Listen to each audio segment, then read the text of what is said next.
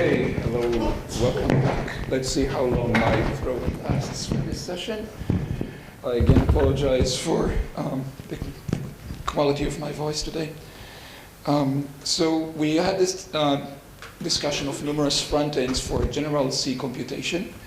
And before going back to some deep questions about backends and their interaction with front ends and how to solve the scalability issue even better, and how to solve the scalability issue even better, let me describe a particular application that I think is a poster boy for zero-knowledge SNARKs. It's a case where all the different properties come together in harmony to build a useful system. And this is Zerocash, the joint work with Levin Sasson, Alessandro Chiesa, Christina Garman, Matt Green, Ian Mears, and Mandar Spirza. And everything that will be described, I'll describe now, you can see, including the source code at this website. So let's start with some motivation, setting up the stage. After all, this will be a particular application. So we're going to go outside the realm of SNARKs to the real world where everybody uses Bitcoin. And Bitcoin is a wonderful decentralized digital currency, and digital means that possession of coins is represented as knowledge of strings. And payment of a coin is represented as passing a string to, say, a merchant. And once a consumer pays a merchant and gets merchandise, there's a slight issue. The consumer could go to another merchant and present the same string to get more merchandise and so on. This is called the double spending problem. And this is the basic issue that makes electronic cash so difficult, so much harder than just using digital signatures. And the way Satoshi Nakamoto dealt with this is by having a blockchain which contains a broadcast of every transaction. So every time someone pays someone else some amount, there is a record of that, and if someone tries to use the same coin, it will be detected as a duplicate. That kind of works. There are no serious attacks on this basic protocol.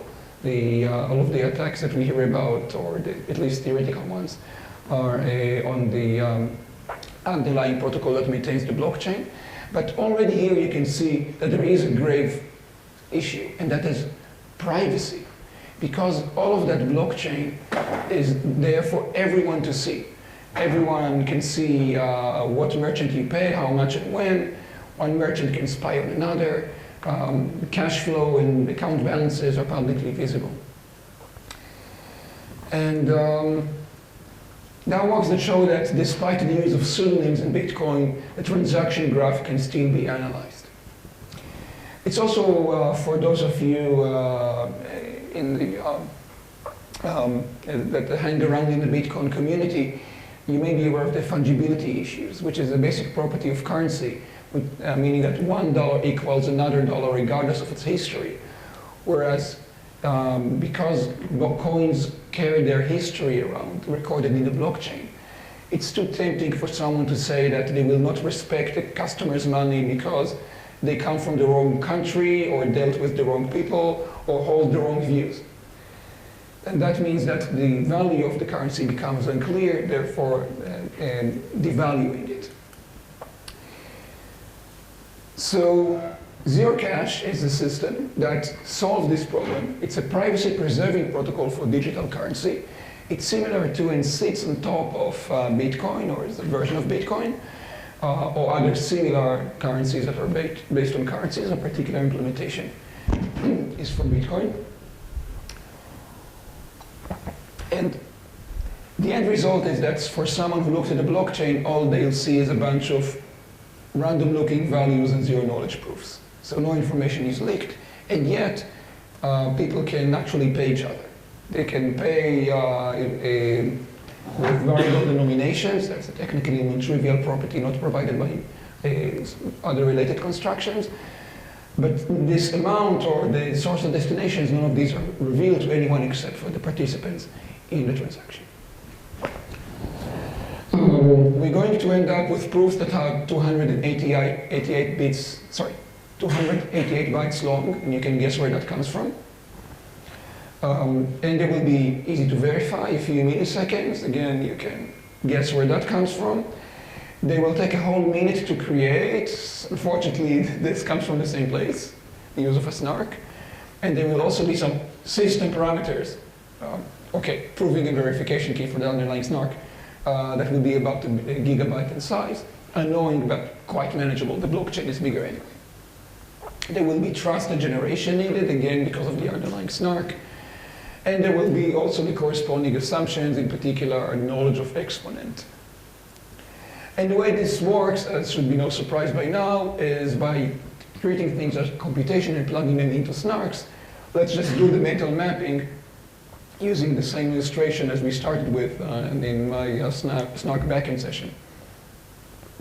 So we have a consumer that wants to pay some amount of bitcoins to a merchant, and they know in their mind that they got the money from someone else and the transaction was correct according to the protocol and they haven't spent it so far.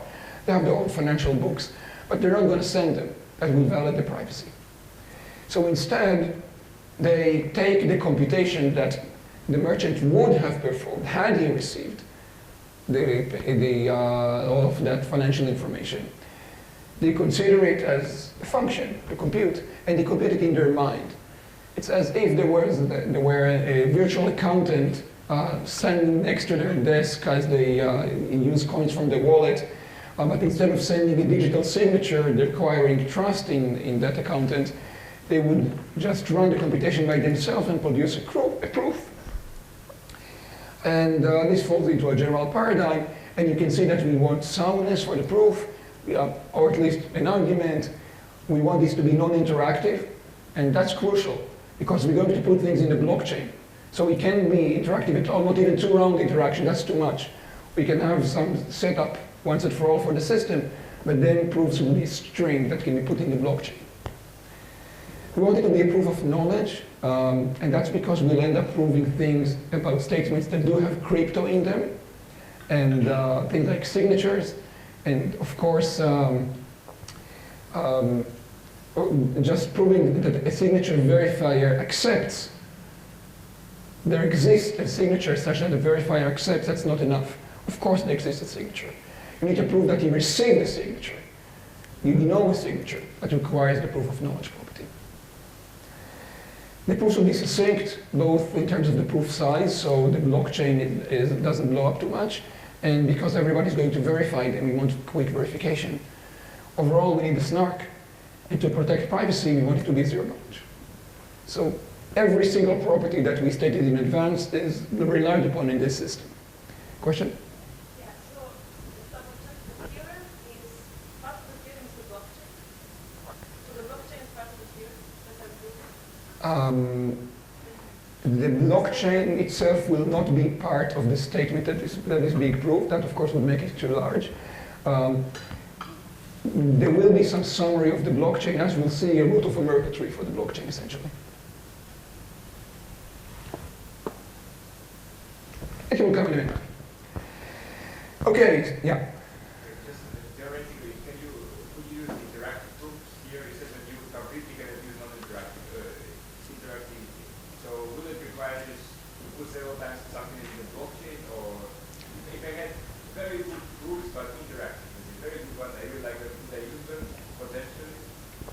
The problem is that people will care about the validity of payments even when you are offline. You are not even there to interact.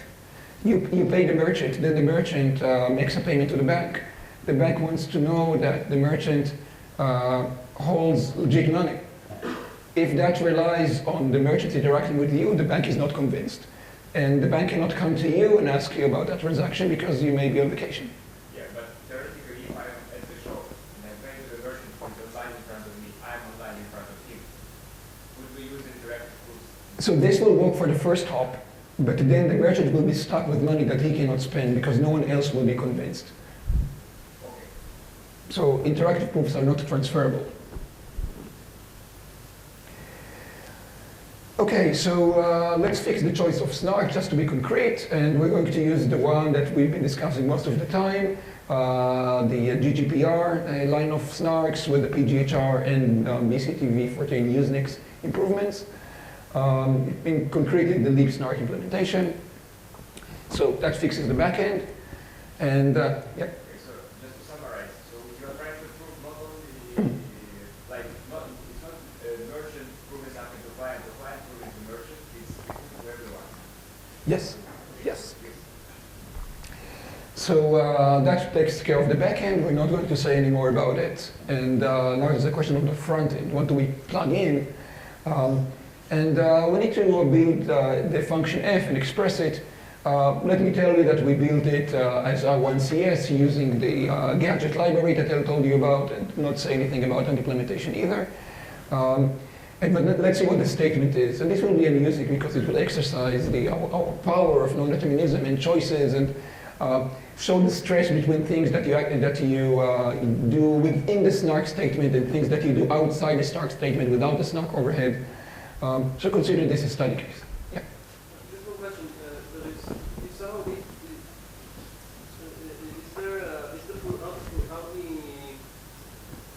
does this actually have non-developability? We also need it to be able to, because the proofs don't contain, in the blockchain don't contain information about who paid to whom, and let's say I paid to the merchant and then it doesn't deliver. So I want to say to the merchant, I want to sue the merchant. And so I need to be able to prove that I paid him. Okay, so this is a property that we won't discuss, but actually, yes, there is some secret randomness that you used when you created a transaction, and you can reveal it. Okay, so we're going to describe Zerocash in a sequence of steps. We will stop somewhere before the full construction, but let's start to get the flavor. And you can think of, we'll start with some toy examples and build up. So you can think about a coin of Zerocash, a unit of denomination held by someone, as represented by a bunch of values. Some of these are private and known only to the holder, and some are public in the ledger. So the simplest scheme would require a serial number, and everyone can create a coin under some conditions, for example, by proving that they deposited some amount of bitcoins or dollars or whatever, and they produce proof that they, say, deposited gold bars, and then they get to announce that they created a bitcoin with and designated by a serial number.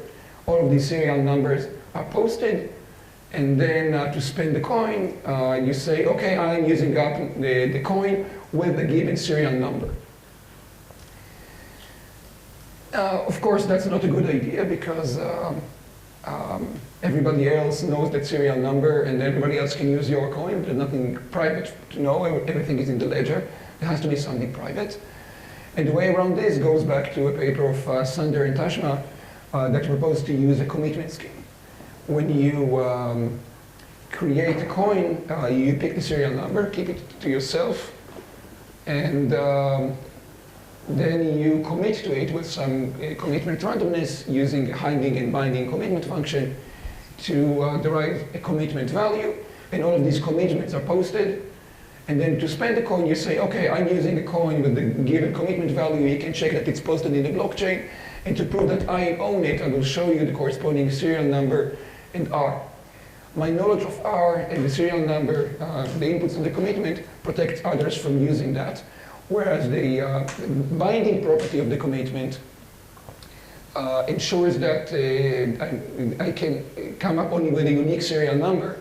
And that means that if I try to use the same commitment multiple times, people will detect the duplicate use of the serial number, and this avoids double spending. The problem with this toy version is that it doesn't provide privacy, because people can connect the time when you created the commitment and say, I hereby add CM6 to the blockchain to the time when you decommit to the value CM6. So there's no privacy there, and we really want to do something better.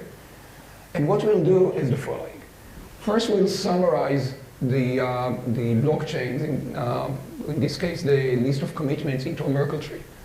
This is something everyone can do. It's completely public.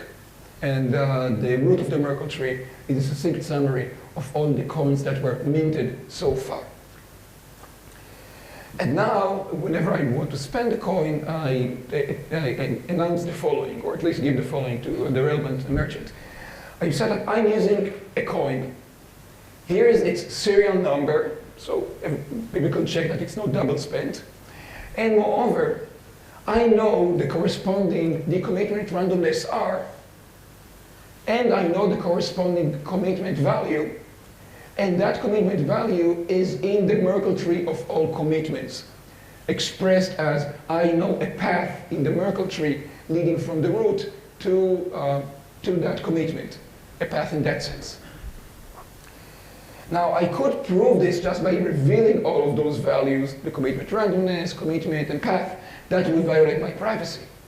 Instead, I prove this using a SNARK. I plug this statement into a SNARK where the computation fixes the serial number and fixes the checks that are written here, but it leaves as witness, as non-deterministic advice, the secret values, which are the path, the commitment, and the R. And so zero knowledge protects my privacy, whereas soundness, or more precisely proof of knowledge, ensure that this stays convincing. Make sense? Questions? This is the first time we exercise SNARKs in the construction, and we'll be developing this. So if anything isn't clear, now is a good time to ask. Yes? What about double spending? So double spending is prevented by the serial number being exposed in the clear. Any attempt to spend the coin again will cause the same SN to happen again. That will be detected. All the transactions have the same value? So far, they have the same value, yes. So let's see, what properties do we need? Let's play the game again. We need it to be a proof, or at least an argument. We need to be non-interactive, so we can post it on the blockchain. We need it to be zero knowledge for privacy.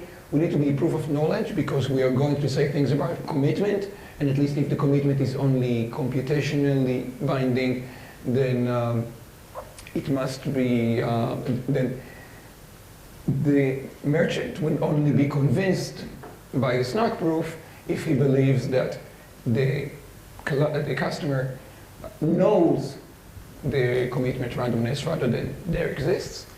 And it needs to be succinct. Okay, we have these. What a coincidence.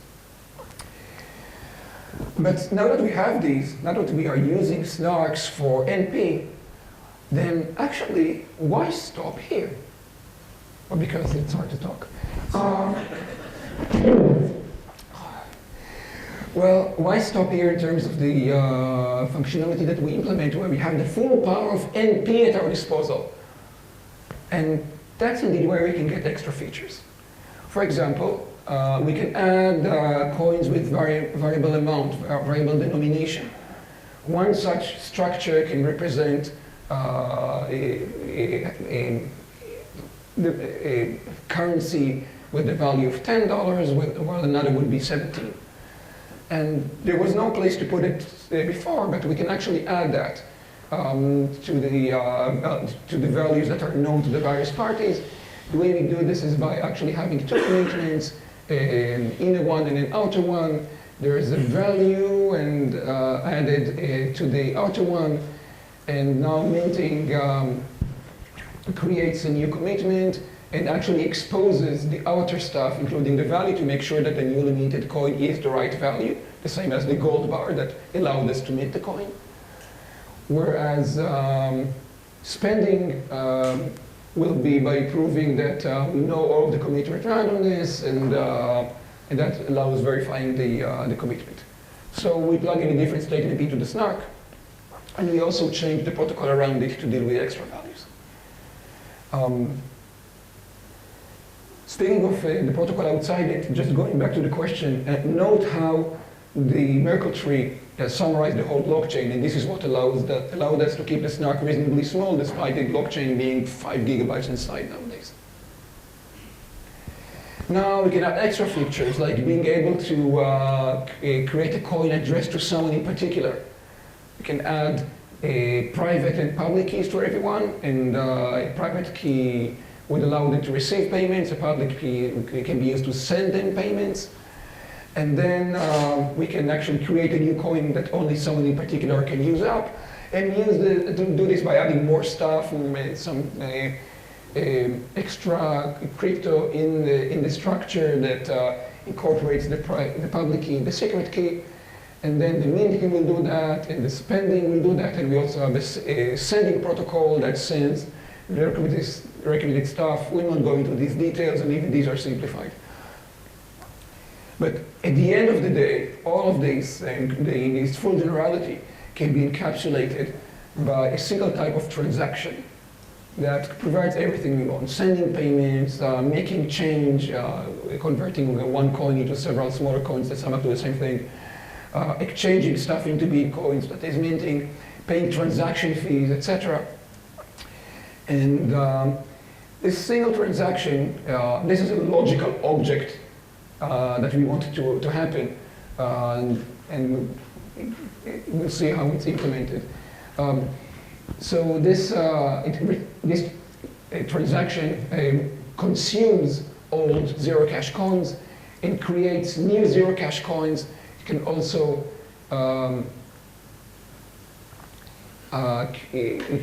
create public coins that are not secret, and it gets some instructions, what values should be for the new coins, and who to send them to, how much to make public, and it outputs stuff that we should put on the blockchain. The serial numbers of the old coins that are hereby burnt, nobody will ever be able to use them up because the serial numbers already appear on the blockchain. The commitments to the new coins that will be used in future proofs, and a zero-knowledge proof. A zero-knowledge proof for the statement that we built up carefully that at high level says that the old coins were valid according to the checks we showed earlier, and moreover, the total value of the new coins equals the total value of the old coins. We round down this statement, and then we plug it as an R1CS into the backend prover, and that's executed inside the proof procedure in order to produce the requisite record in the blockchain that is considered an execution of this transaction. This is what it looks like at the end of the day. So you can verify that it's sufficiently small to be on a slide. What we have here is all these instructions, at least the public part of them, some stuff we didn't go into, and the zero-knowledge proof. Overall, less than a kilobyte. All of this is implemented by some algorithms. So we define formally the notion of decentralized anonymous payment scheme as a crypto primitive, and it has algorithms for doing the natural operations, including the proof operation and the verify transaction operation. These invoke the SNARK prover and verify internally, respectively.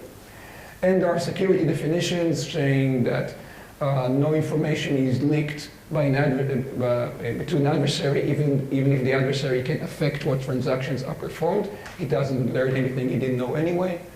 Money can't be faked, and transactions cannot be manipulated as they make their way to the ledger. We also add the non-malleability, and that accounts for some of the details I glossed over earlier. So this is a non-trivial system. It starts with libsnark from Skipper Lab and a bunch of code from Bitcoin and some glue code, and then we have a handcrafted statement expressed as R1CS, and that's wrapped in a code called libzerocash, another open source project that you can find on GitHub. And that's integrated into the Bitcoin daemon software that it implements the network protocol.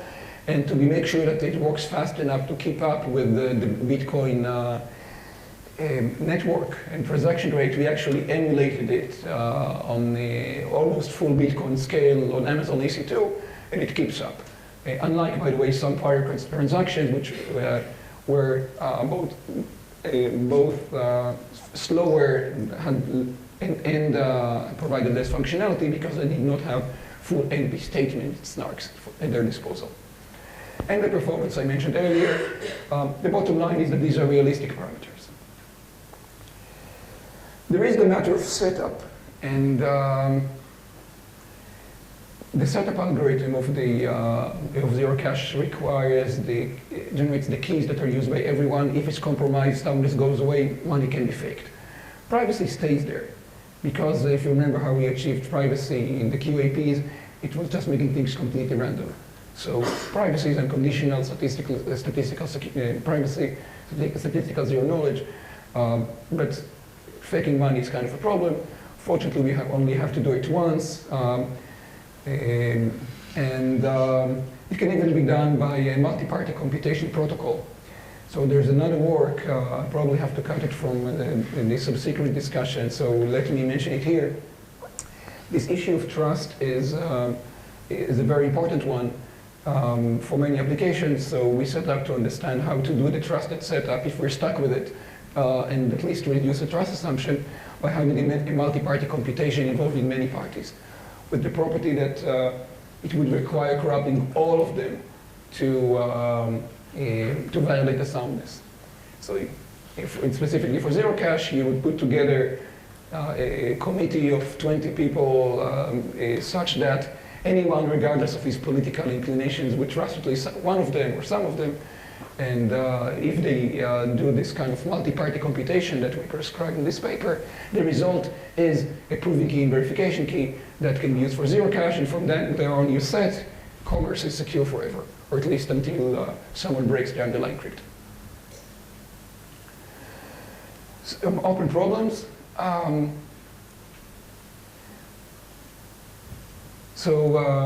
One is how can you get more power from the NP, expressive power of the SNARK?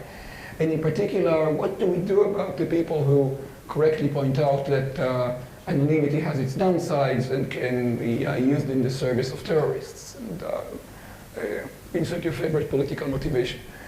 So, well, maybe things are too strong, maybe they should be weakened, but how do we know what to weaken them into and how to express some extra policies in a way that will make policymakers and the public happy?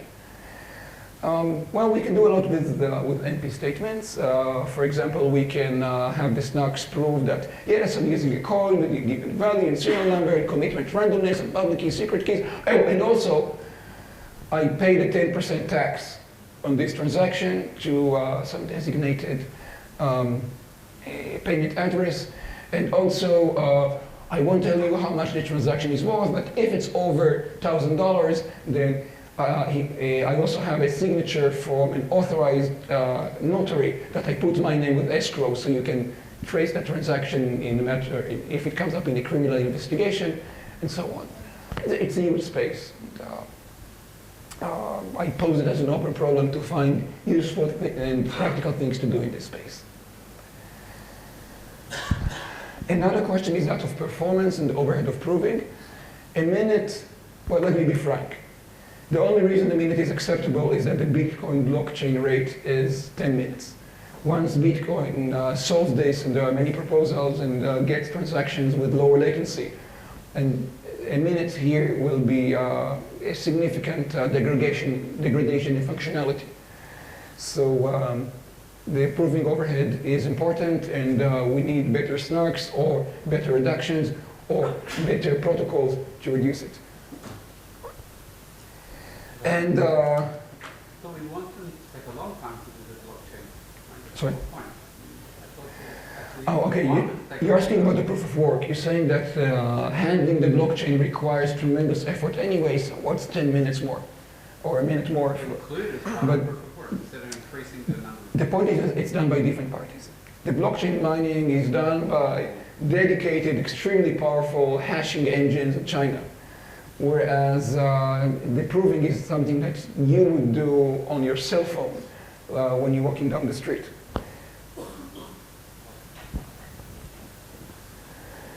And the last question is that of eliminating the trusted setup. Foreshadowing the next discussion, in principle it could be done using SNARKs based on PCPs without preprocessing. Doing it practically with comparable or better parameters is an open problem. And the last one, I'm not sure if it's an open problem or a solution to one, deployment. The good news is this is actually in the form of actual deployment. There's a commercial effort underway, building on top of Zerocash. And we may see actually people relying on unfalsifiable assumptions in the near future.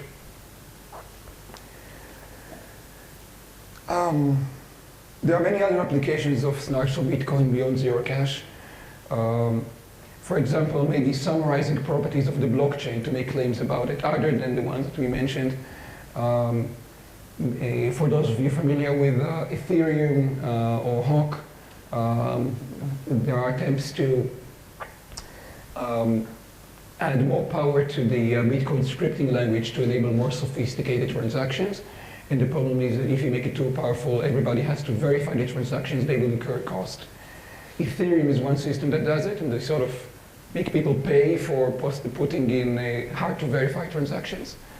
Hawk, developed by Elaine Shih and others, is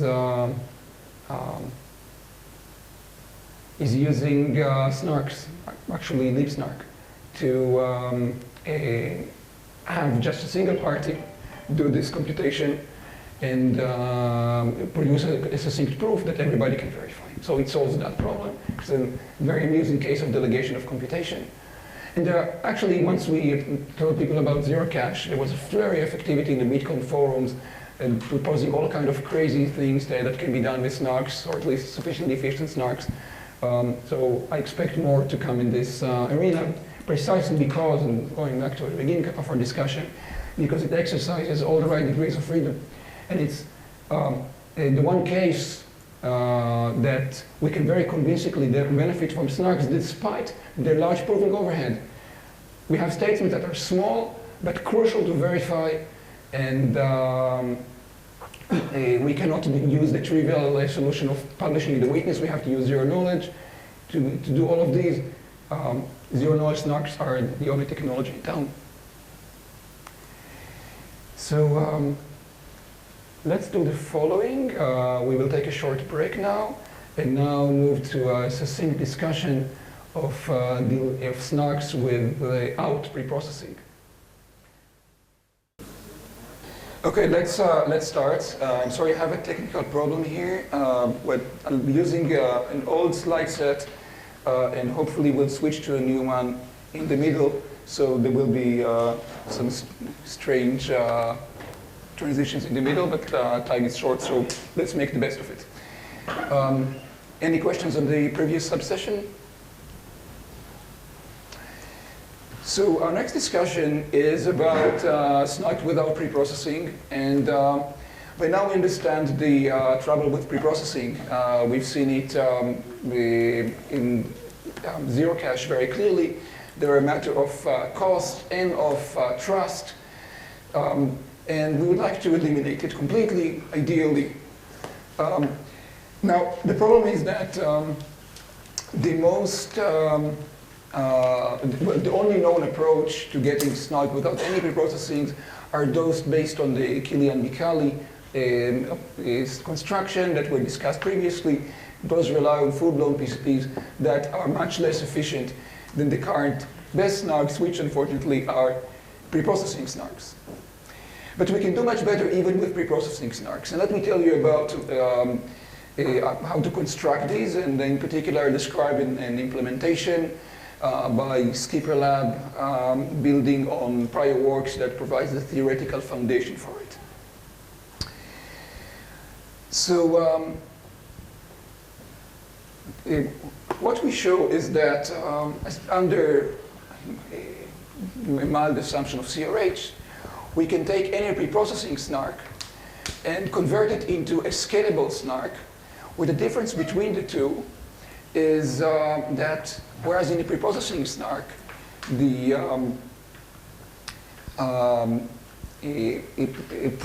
the generator has to work as hard as the original computation. In the scalable SNARK, the prover has a small size depending essentially on the security parameter and some logarithmic values. And moreover, the memory consumption of the prover is also kept at bay and becomes essentially quasi-linear in that of the original program, regardless of the running time. There is no more blow up in the memory consumption as a function of the running time. But otherwise, we're no longer building one huge R1CS. This builds on a theoretical transformation of Valiant and of Alessandro and myself. And the main technique here is recursive proof composition, popularly known in the FHE world as bootstrapping. So those were theoretical works that showed the feasibility in principle. Note that, we're short on time. So what we show is that we can actually achieve scalable SNARKs. And we do that by actually achieving a recursive composition of proofs. And for that, we need some cool new techniques in the realm of elliptic curves. So what does this transformation look like? And let's do a somewhat easier version using an automaton instead of a whole RAM machine or Turing machine. So what we'll do is verify each step of the automaton separately and maintain the invariant that at every step the current computation is correct, and moreover the following steps were correct by virtue of a SNARK proof that we checked. So we recursively rely on the correctness of previous proofs. So we have an automaton starting with some state, and we prove that it evolved correctly using a SNARK. And then in the next step, we do the next transition, and then we prove that, sorry, we check the previous input using the SNARK verifier. And then we prove that we did both. It summarizes into a new SNARK proof, and so on recursively. And it seems that this should work, right? If in the SNARK were completely sound, perfectly sound, then you could compose this way, and trivially the recursion would hold. The problem is that actually the soundness isn't perfect, it's only computational. This requires very careful analysis in terms of the underlying knowledge of exponent assumptions. Basically, we need to create a knowledge extractor that goes back and verifies things, and this requires some careful analysis, very careful analysis. Then once we believe this, then we can extend this to a general RAM machine by taking care of the memory. And carrying the execution state, one way to do it is to use the online memory checking and carry just the Merkle root between the steps. So the actual content of the memory will not be part of the messages and the things done, handled in full by the I1CS and therefore prover and verifier. Rather, it will reside within the runtime that executes the prover, but only be talked about by the SNARK in the form of witnesses that contain authentication paths for the memory accesses that actually happen at every individual step. Now, that's the theory, but there is an efficiency problem. Because we now are going to build an I1CS statement for the SNARK to prove, or circuit sats almost equivalently. And we need to create a statement that contains the verifier for a proof produced by the prover from the previous step for the same statement. So there's no paradox here. It's okay, you can do that if you properly analyze it. But there is the question about parameters. And asymptotically we're fine. Because the SNARK compresses down to constant proof sizes and polylogarithmic verifier, with sufficiently large parameters, this will converge. But not in practice, because the moment you do it for the first time, you find that this creates a huge verifier.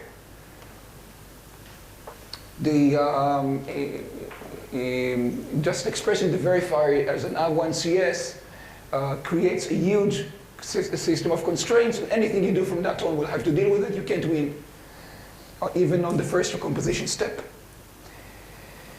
And a big cause for this is that of characteristic mismatch, a problem in the underlying implementation of the SNARKs that comes from the algebraic structures that we use. Let me briefly describe it. All the known SNARK constructions, that is those that rely on the GGPR style preprocessing SNARKs, rely on pairings. And each pairing works on a particular elliptic curve. And the elliptic curve has two parameters. There's the field it's working on, and there's the order, or more precisely, the characteristic of the field it's working on in our case. And the group order of the elliptic curve. And these come into the picture in different ways. The circuit set that we express, or the A1CS, lives over the finite field with characteristic the same as the order of the curve. That's because it will end up living in the exponent of the base field because of the pairings we use to encrypt and check the queries to the linear interactive program. That's breaking a lot of abstractions here. But the actual verification needs to get values that it receives, which are field elements in the underlying field. And expressing computation in one field, when it talks about a different field, that's annoying. That's, doing this by just writing down every number in the QR representation when the original numbers are over R. That's of course possible, but it creates a logarithmic overhead. We can't unfortunately choose the numbers to be the same and avoid a problem, and therefore we have to do some new tricks, which are finding suitable cycles of elliptic curves.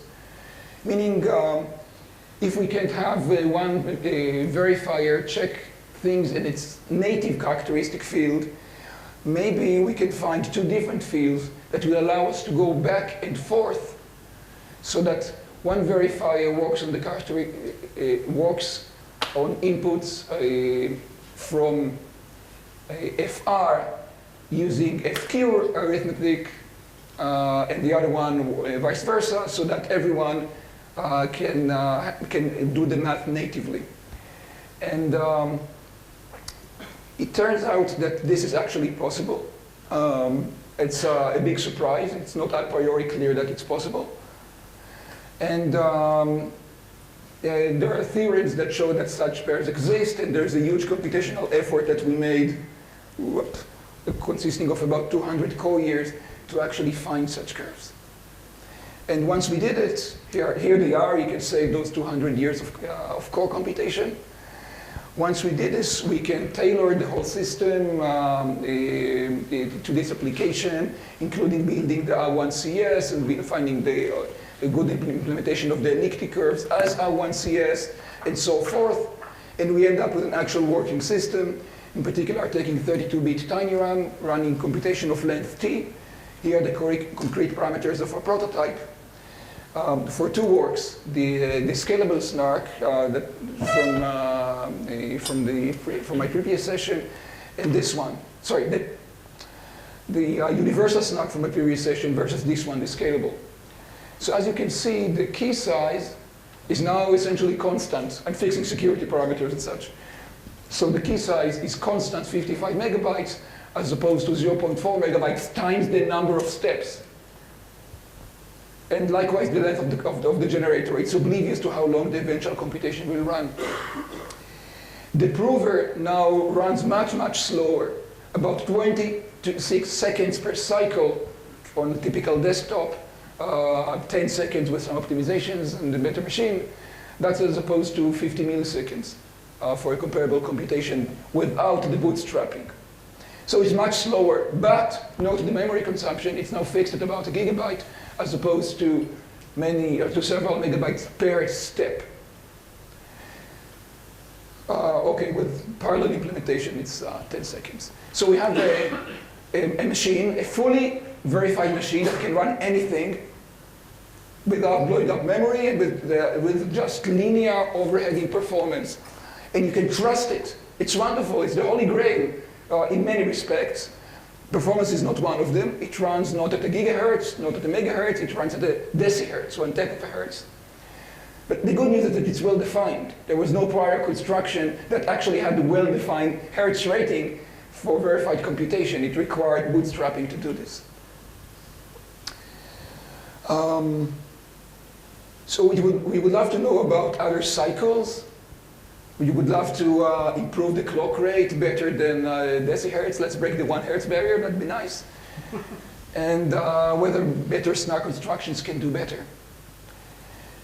Well, oh damn. Okay, so one of the things that unfortunately dropped from my slides because of a technical problem is a discussion of another system called Geppetto, and building up on Pinocchio. And Geppetto is another take on bootstrapping.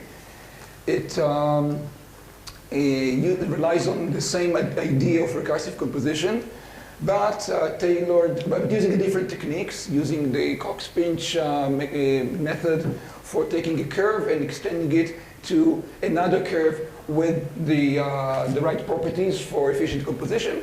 And you can do it as long as you want to create a chain of characteristically matched verifiers, catches that there's an exponential blow up in the parameters.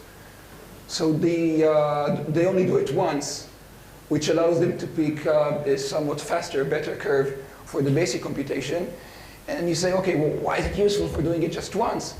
And actually, they have a very nice system that exploits this power by taking the ASIC approach of all things, going back to the ASIC approach, and then solving some of its problems by breaking the computation into chunks instead of treating it monolithically. Each chunk would be maybe just part of the program to keep memory consumption down, or maybe an iteration of a loop or an if statement. And then you can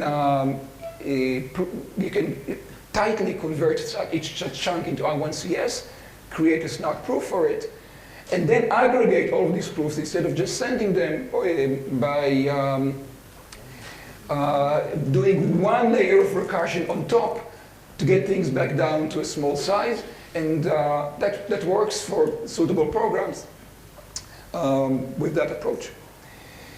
The one last thing is revisiting PCP-based SNARKs as our one and only known construction that does not have any pre-processing and no, in particular, private randomness that could break soundness. And we have a multi-year effort in the same Skipper lab in collaboration with a large team at Technion, led by Professor Eli Ben-Sasson and with Alessandro Chiesa here and others, where we actually implement these. And in the lab right now, we have a full implementation of a full PCP. It may sound trivial, but actually it's the only one that I'm aware of that was actually coded and evaluated and optimized. We have a SNARK on top of it for TidyRAM. The parameters right now are still very restrictive, but we can, within a few days, run computations up to thousands of steps for simple programs. So it passes or will soon pass the fast enough for the submission deadline threshold, which is the first step. So keep posted on this one. And I hope that inspired by these challenges, we will soon have some more breakthroughs. Thank you, and see you soon in the excursion.